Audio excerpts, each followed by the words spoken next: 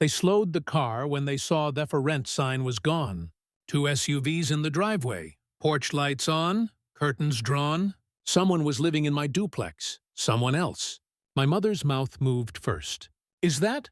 No, that can't be renters. My father craned over the wheel, his jaw clenched, and I stood there on the front lawn, mug in hand, calm, waiting. I didn't tell them to come, but I knew they would. People always check the stage before they take the spotlight. It started with silence.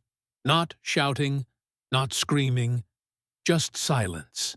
I'd bought the duplex without telling anyone. Quietly on purpose. 32, divorced, no kids, 2 degrees.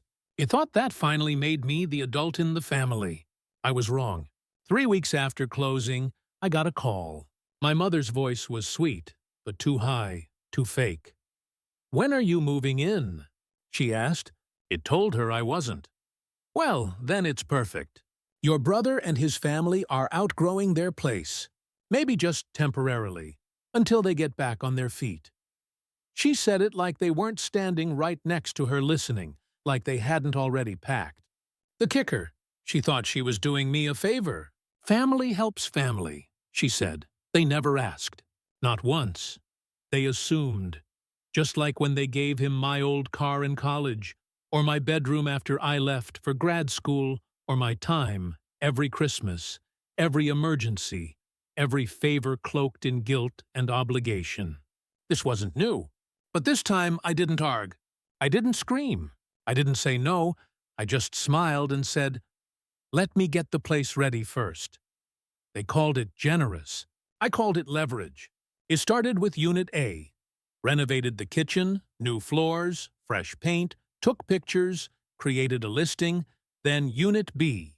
Same treatment, not rushed, not sloppy, intentional. My brother called ons. Mom said, "We're moving in this weekend." I told him the plumbing wasn't ready. He cursed.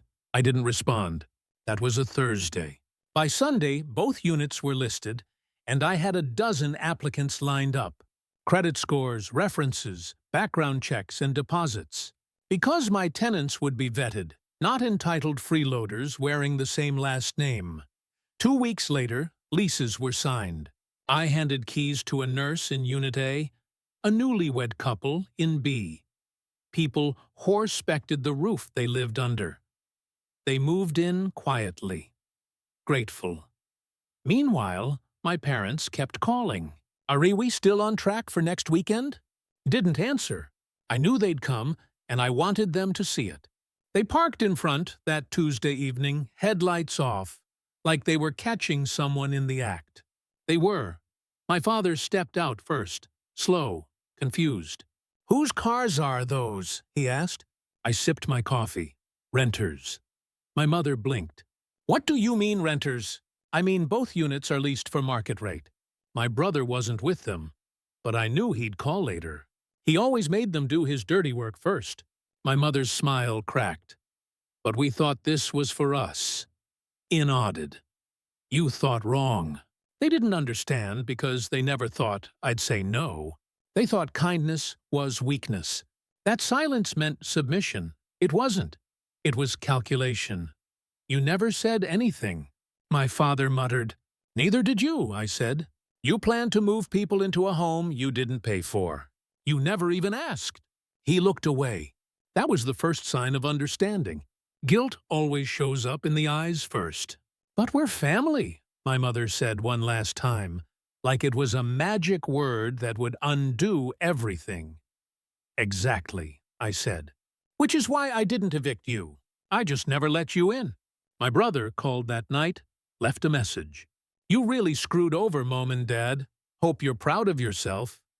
I didn't respond, but I did forward the voicemail to my lawyer just in case because I wasn't playing checkers. I was building fences. I sent my parents a formal letter the next morning. Boundaries, legal ones, no access, without notice, no keys, no assumptions. They didn't reply. Silence again. But this time it meant defeat. It's been 3 months. The rent hits my account on the 1st like clockwork.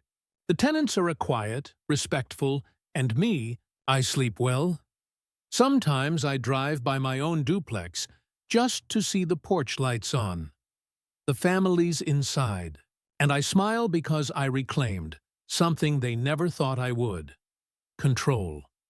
They thought I'd roll over like always, smile and swallow the insult, but I stayed quiet, and in that silence I built something. Not just a home, but a line they can't cross anymore.